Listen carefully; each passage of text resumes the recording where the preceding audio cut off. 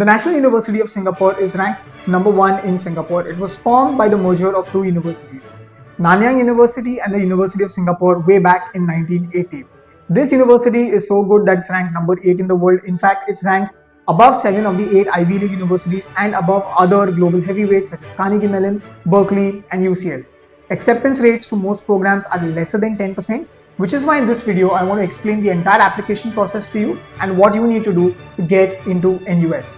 Now, I'm going to be explaining the eligibility criteria, the requirements in terms of academics and test scores, application components, application timelines, and towards the end, I'll also be talking a bit about the fees as well as scholarships that you as an international student can apply for. So do watch the whole video.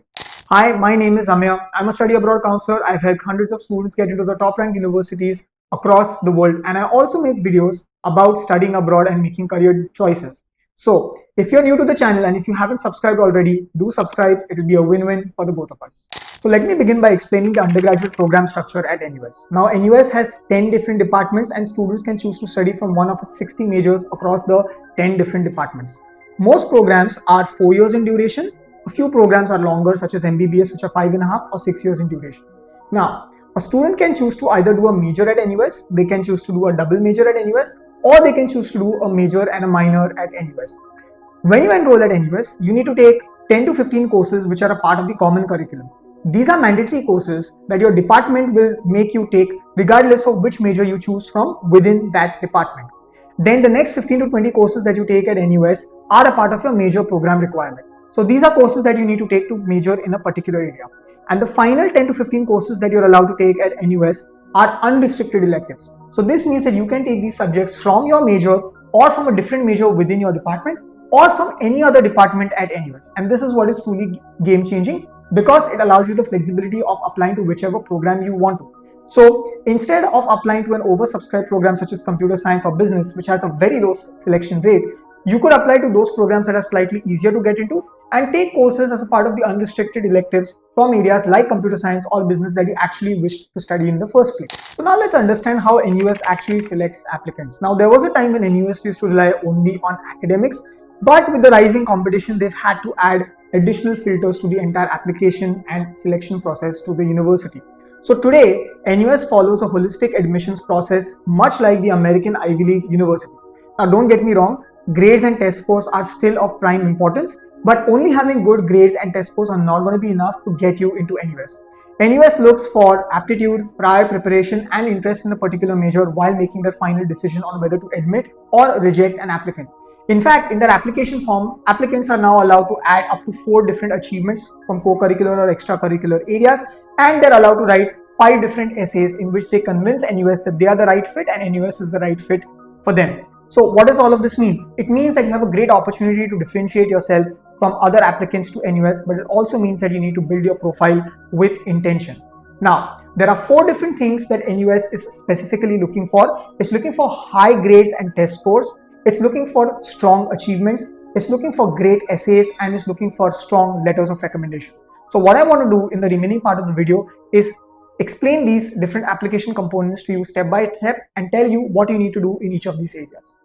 Okay, so let's start with grades and test scores. Now, these are again of prime importance to NUS. If you're applying from the IB board, you need to get at least a 39 out of 45 for most majors and at least a 42 out of 45 for competitive majors. If you're a Cambridge board student, you need at least a AAA in your A levels or an A-star AA for competitive majors. And if you're from an Indian board, CBSE, ICSE or a state board such as an SSC, then you need 90% in your 12th grade exams or 95% for competitive majors.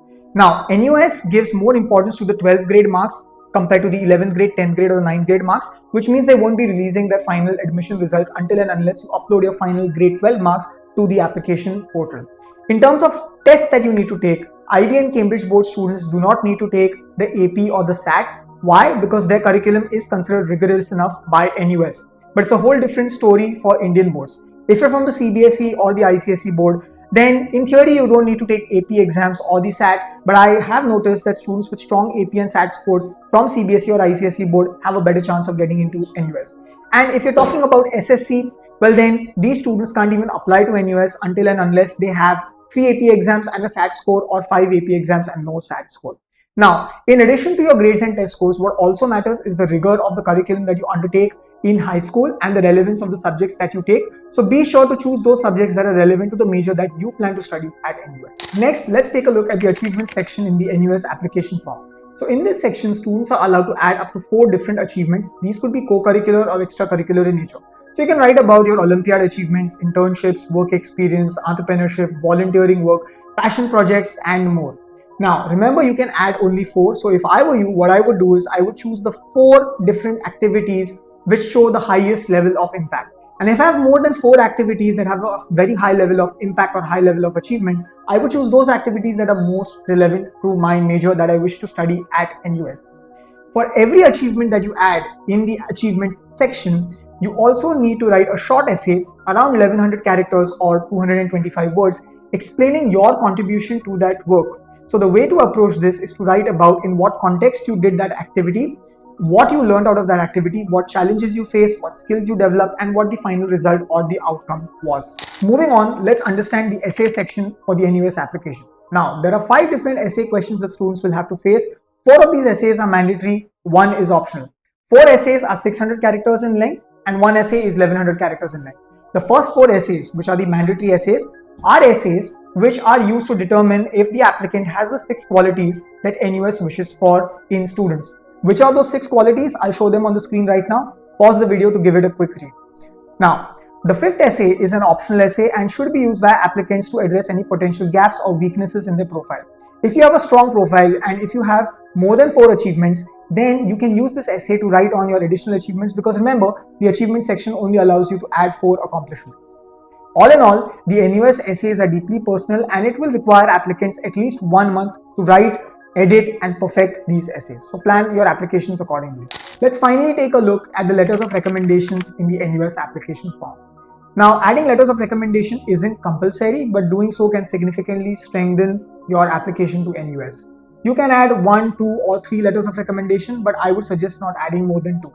The most relevant letter of recommendation that you could take would be from a subject teacher who taught you a subject that is relevant to the major you plan to pursue at NUS. In addition to that, you could also take a letter of recommendation from your school principal, from your school counselor, or from a supervisor at an internship or in any other project that you have done. Whomever you take your letters of recommendation from, make sure that they write about your strengths and qualities as a student, what makes it so that you will succeed at NUS in NUS's academically rigorous environment, and back it up with instances or anecdotes. To make it even more credible, request your recommender to write the letter of recommendation on your organization's letterhead and add their signature and the organization stamp to the bottom of the LOR.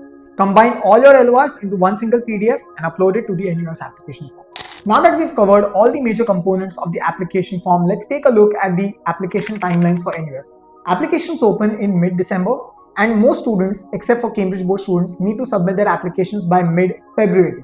Cambridge Board students can submit their applications by mid-March, so they have an extended deadline.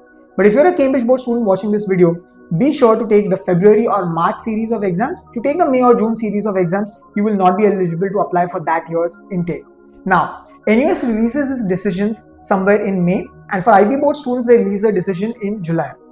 Most of the programs at NUS do not require interviews, but a few programs such as Law, PP, Architecture and MBBS do require interviews, and you might be called for that. Regardless of the program that you're applying to, NUS will release decisions in batches. So the earlier you apply, the earlier you get a decision. In fact, students who apply early have a slightly higher chance of getting selected into NUS because application seats are mostly unfilled at the beginning of the application cycle. However, don't rush in to submit your applications just to get that advantage at the cost of compromising the quality of your application.